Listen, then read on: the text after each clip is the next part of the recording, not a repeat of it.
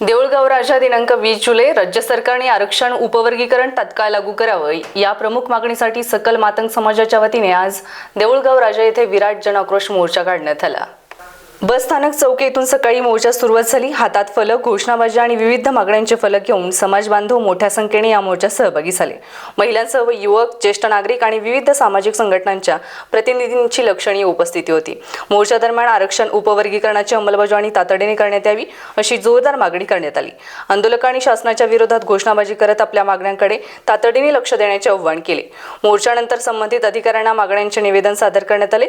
शासनाने लवकरात लवकर सकारात्मक निर्णय घेऊन आरक्षण उपवर्गीकरण लागू करावे, अन्यथा भविष्यात आंदोलन अधिक तीव्र करण्यात येईल असा इशाराही यावेळी देण्यात आला।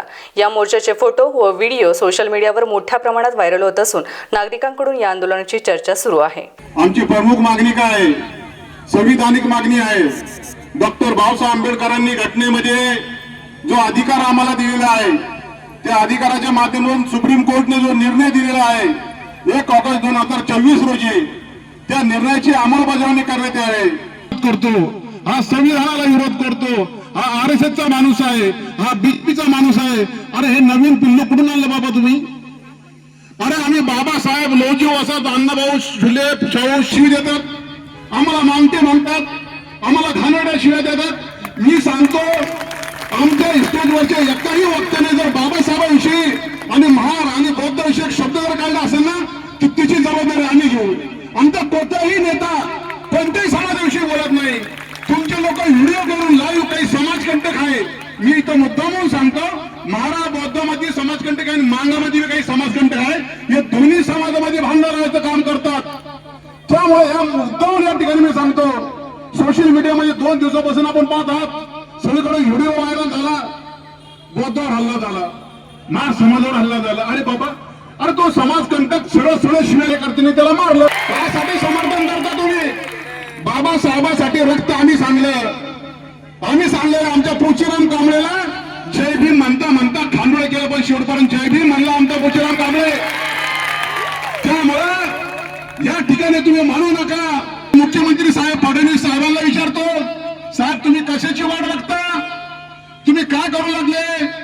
5 राज्यामध्ये लागू झालं का तुम्ही दंगल व्हायची वाट पाहू लागले का कोणाचं मर्डर व्हायची वाट पाहू लागले?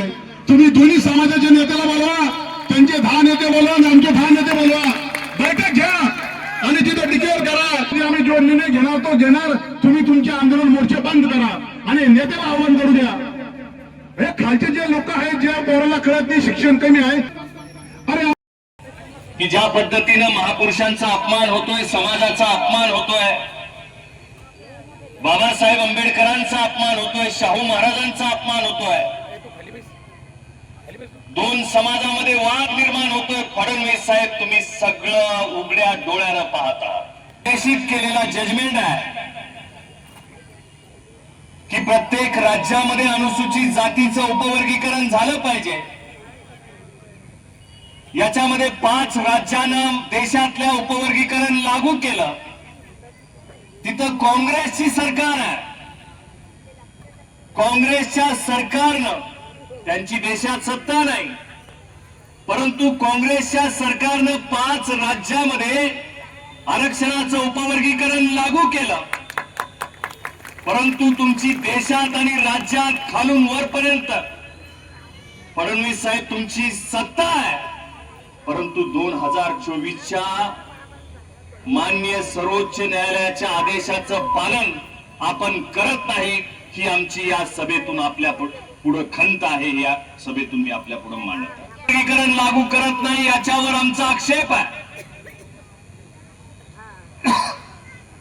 याचं कारण आम्ही शोधण्याचा प्रयत्न केला की फडणवीस साहेब तुम्ही असं का करताय? तुम्ही आरक्षणाचं उपवर्गीकरण लागू का करत नाहीये? तुम्हाला आमच्या 2 समाजामध्ये वाद निर्माण करायचा आहे का?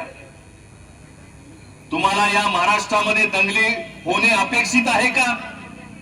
तुम्हाला आमच्या शिक्षित पोरांवर, शिकलेल्या पोरांवर, 2ही बौद्ध आणि मातंग, या 2ही पोरांवर तुम्हाला गुन्हे दाखल झालेले पाहिजेत का? त्यांच्या नोकऱ्या धोक्यात आलेल्या पाहिजेत का? आमचा समाज, 2ही समाज अजूनही मागे झालेला तुम्हाला पाहायचा आहे का? याच्या माध्यमातून आपल्यावर करत आहे। आमचा लढा हा नोकऱ्यांसाठी आहे. आज या देऊळगाव राजामध्ये 1 तासापासून आम्ही इथं पाहत आहोत.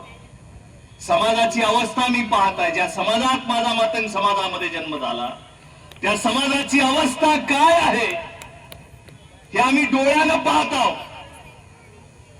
आमच्या समाजाचा जो रेशो आहे, नोकऱ्यांचा रेशो आहे, या रेशोचा अभ्यास आपल्या समितीनं केलेला आहे. मातंग समाज जो रस्त्यावर उतरल्याची पोरं शिकलेत परंतु त्यांना नोकऱ्या मिळत नाहीयेत. नोकऱ्या मिळवण्यासाठी आरक्षणाचं उपवर्गीकरण होणं गरजेचं आहे. म्हणून फडणवीस साहेब यांच्या जयंतीनिमित्त आपण उपवर्गीकरण झालं असं घोषित करावं आणि त्याचा कायद्यात रूपांतर करावं अशी अपेक्षा फडणवीस साहेब आम्ही आपल्याकडून करत आहोत. नवनवीन घडामोडी पाहण्यासाठी स्टार महाराष्ट्र न्यूजला सबस्क्राईब करा आणि ताज्या बातम्यांचे अपडेट मिळवण्यासाठी बेल आयकॉनला प्रेस करा.